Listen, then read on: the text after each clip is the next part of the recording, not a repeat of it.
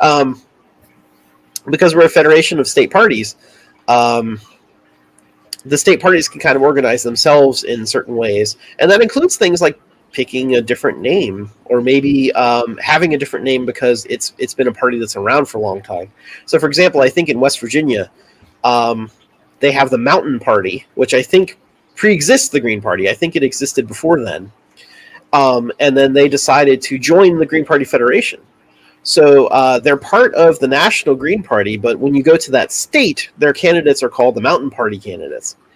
And so that works for them because they have their own state identity there. They know what they need to do to organize in West Virginia's unique conditions, the ballot access, and things like that. And actually, they're running some great candidates this year and really, really doing a great job promoting our green eco-socialist values.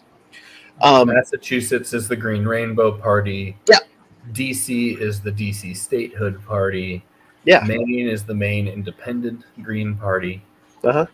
So like a bunch of our parties, state parties, actually have different names. So I think when people say like, why don't you form these coalitions and all, one thing I hear is like, well, maybe the Green Party as a name doesn't work or whatever. Like, okay, fine. If you think there's a name that works better in your city or town, go for it. But you could still be part of the Green Party Federation, and to where we can, we're working together on a single ballot line. Regardless what it might be called in your particular state, we're still federally recognized as one federation, one Green Party ballot, so to speak. I think the in-formation Rhode Island Green Party is called the Ocean Party. Yeah, they're the Ocean State Party. Ocean State Party. Yeah. There's in Alaska.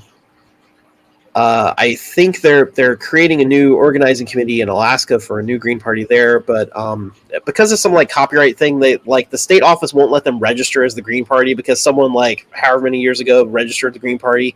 It's some state law thing, so they had to change their name. And I think they were gonna call themselves the Aurora Party, if I remember correctly. But whatever they decide, the point is like go with what works for you, but still, let's cooperate together within the Green Party umbrella, the Green Party family, the Green Party Federation, so to speak, because it's very important for us to coordinate our action and our ballot lines and our candidates, our campaigns. The more that we can work together, the more that we can help each other. That radical solidarity we were talking about earlier. So, the last part of this presentation is the structure of the Green Party itself and how you can get involved.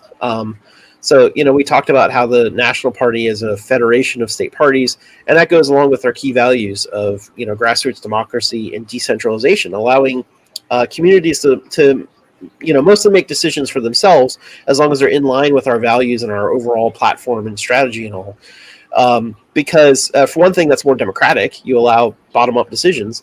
But second, you recognize, just like we were talking about with ballot lines, every state, every city has its own challenges. And so you can't prescribe, one checklist of this is what you do to make a Green Party, because it's different everywhere.